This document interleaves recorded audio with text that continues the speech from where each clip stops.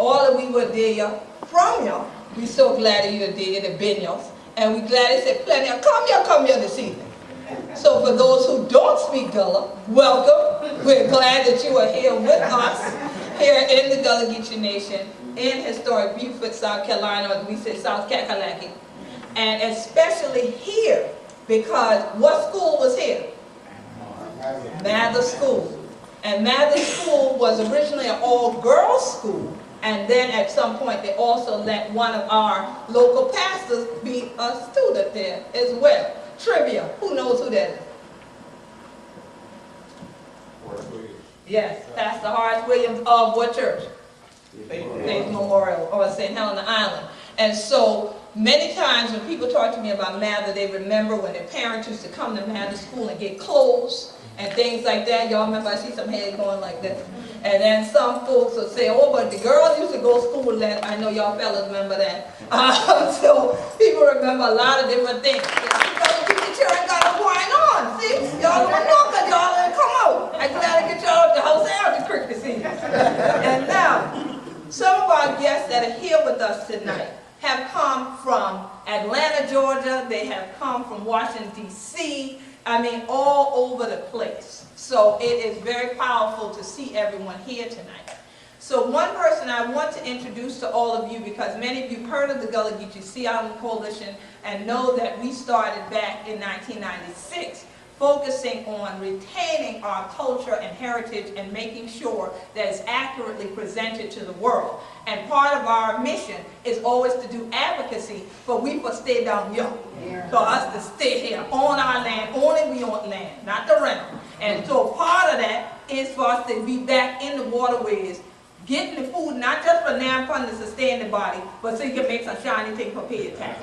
Right? So I'm so glad that the Environmental Defense Fund took an interest also, and not just Gullah Geechee fishermen and fishing families, but African American fishermen of the Southeast. So the entire Southeast, there has been a deflux. You know how we say there's an influx? There's been a deflux, an outflux, because we've been leaving the creek. And so they want to know why. And there are no statistics. You know how normally come to a meeting like this and we give you the statistics are this, this, this. We can't give you statistics because no one ever actually counted how many of us actually worked in these oceans and creeks, the estuaries, the rivers, all of these generations that we've been doing it. So they've been looking for that data, and I said, well, the only way you can get them, you got to come to the people. So a person who's here tonight who's going to explain to you what the EDF, as we call it, Environmental Defense Fund, does is Ms. Nicole Smith. So Nicole, come on up here, gal. Come on up.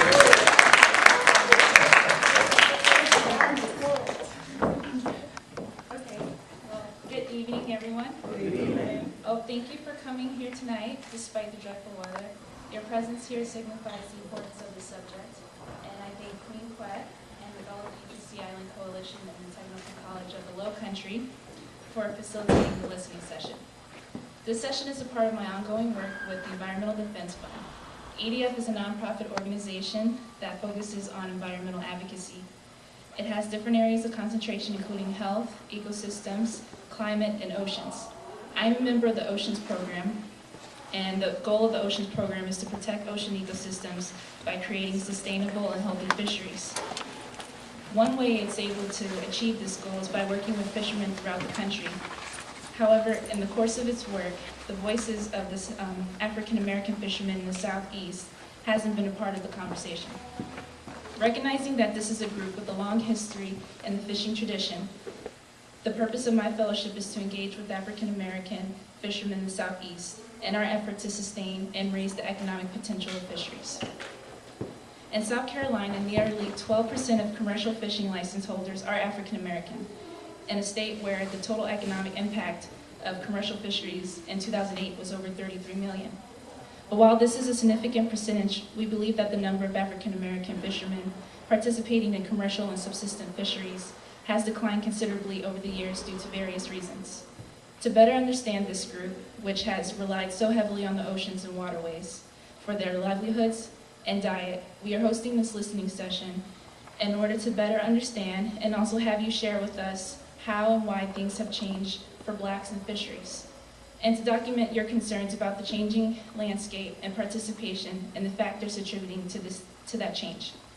I want to thank you all for allowing us to have this opportunity to listen to your stories about how this has spanned generations, and I look forward to hearing what you have to say so that we can inform key policymakers about the concerns of a group that has received little to no attention before. Thank you.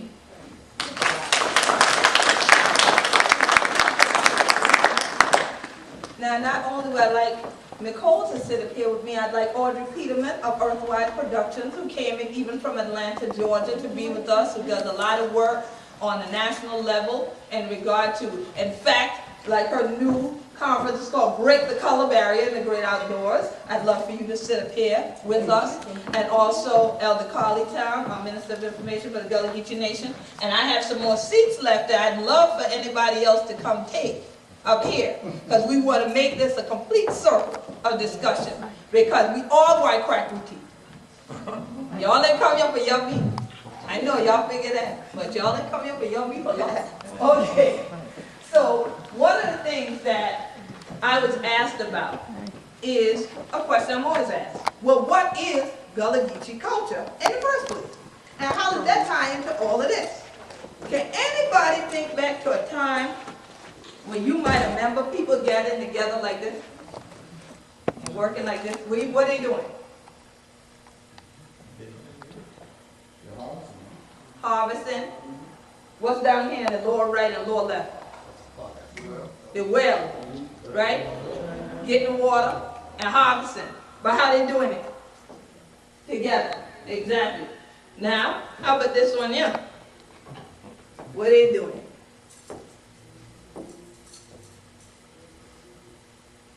So that been almost on the last one, right? So this year the man is this one. What are they doing? Fishing. Fishing. That looks like a big old fish. That looks like a tilapia. Right there. We ain't getting on that big in my lifetime right now. You know, that's a big one. He hit the whole back cover with that one. But you see, again, they're working hard together. And one thing I always explain to people, the reason Gullah Geechee culture came into existence in this area that's called the Gullah Geechee Nation, the Sea Islands, from Jacksonville, North Carolina to Jacksonville, Florida, and 30 to 35 miles inland, is because when the Igbo, Mandinka, Malinke, Yoruba, Gullah, Geechee, Mendi, Tembi, Ifik, Ibibio, and various other African ethnic groups were kidnapped and then brought to North American soil, they were put on the islands for chattel enslavement, largely indigo, rice, and cotton. And I know some of y'all want to shake y'all head because y'all remember when y'all used to grow rice. Y'all remember when y'all used to pick that cotton, and y'all were so glad the boll weevil come along. So now, people always think of the Gullah Geechee people. They say, well, these are people with African retention, African culture. True. We have our own language, which is Gullah, which is the blending of all the languages of all those different West African groups, and some from inland parts of Africa that blended their languages together. We got Geechee as a bridge language. When people start speaking Gullah, the non-Gullah speaking people, and they look at you like you've been cracking, and then you try to broke them down for them like a shotgun, then you throw in a few bit of English, then that turn out Geechee, see? So even to this day, we still have traditions, language, culture that others don't have. And so when people come here, they ask you, well, you Gullah, some of y'all tell them no, and you know you is. Okay? Because you may not realize, or you say, well, people used to tease us, so I ain't gonna tell them nothing. Right?